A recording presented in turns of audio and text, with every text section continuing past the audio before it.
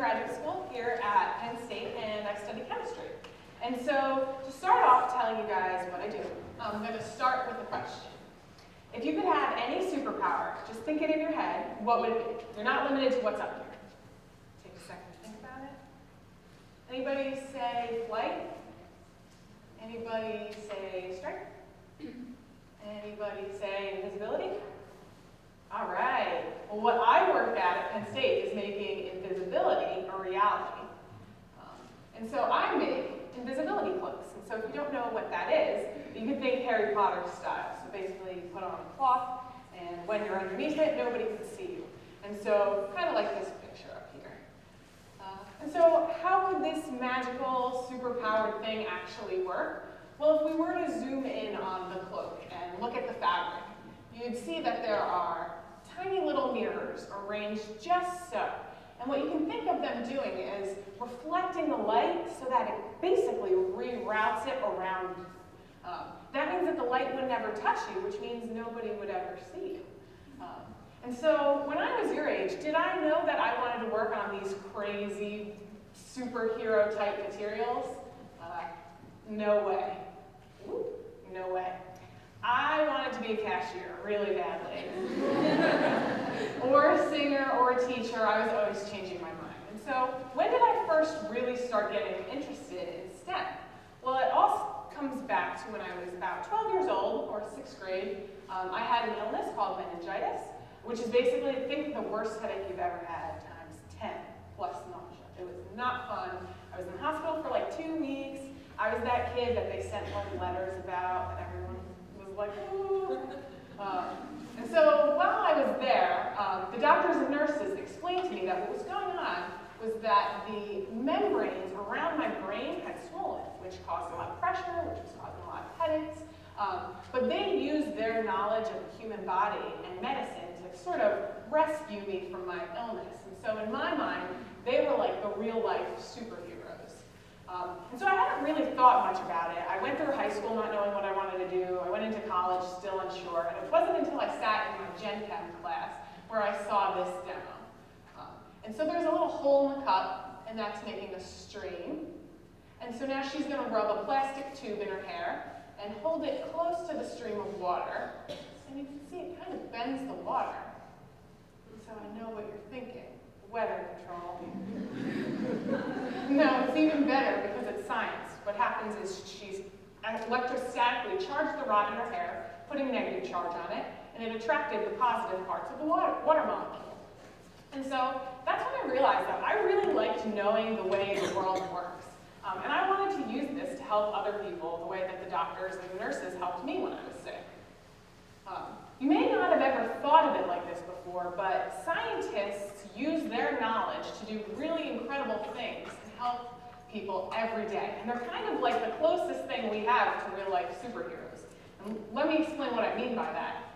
They have X-ray vision. They literally use X-rays to see things that are 1,000,000 times smaller than what you can see with your eye. They have super strength. There's materials in your pencil right now that is 10 times the strength of steel. They can not only make themselves fly, but they can make something that's hundreds of thousands of pounds fly. And they can save lives. And the best part about these science superheroes is that they are everyday people like me and you. And so, like Seshkin said, with his exclusivity point, it may seem a little intimidating. Like, scientists do all these things, that must be really hard, they must not have a life.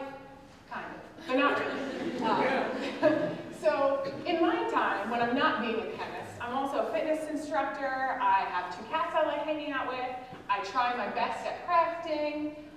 And so, what does a cycling, cat-owning, crafting chemist want to do when she grows up? I'm still asking that question. But I think I want to work at NASA. I think it'd be really cool to use my knowledge of science to help us explore outer space.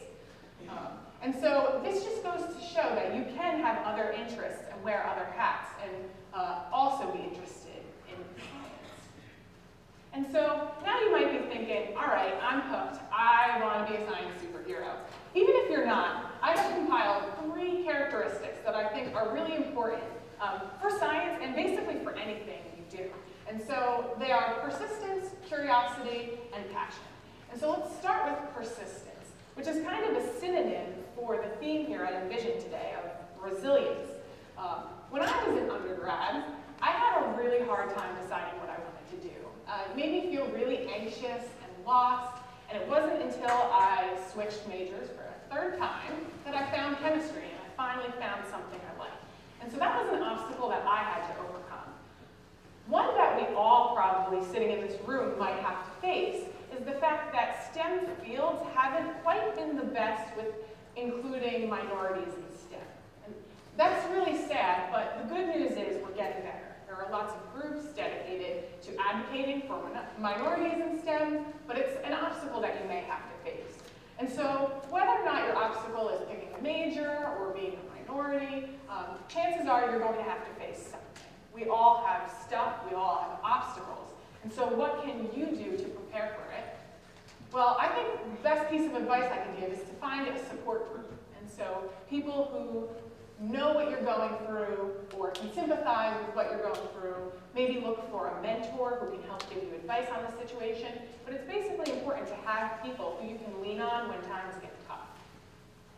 And even if you do have that, let me tell you, my experiments in lab fail 90% of the time. And that's okay. My favorite quote is, I haven't failed, I've just found 10,000 ways that would work. And so the word failing has a really negative connotation, like you did something bad, you're wrong. But it's actually not bad, it's a good thing.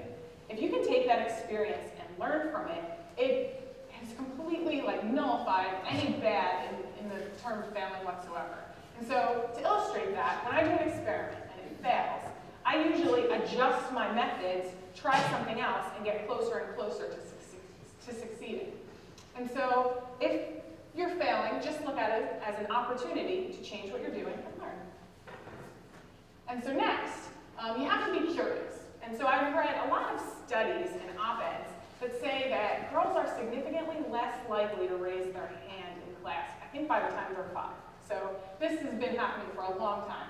I knew I fell into that category. I was shy, I didn't want to say the wrong thing, but we've already learned that failing is just really an opportunity to succeed in disguise.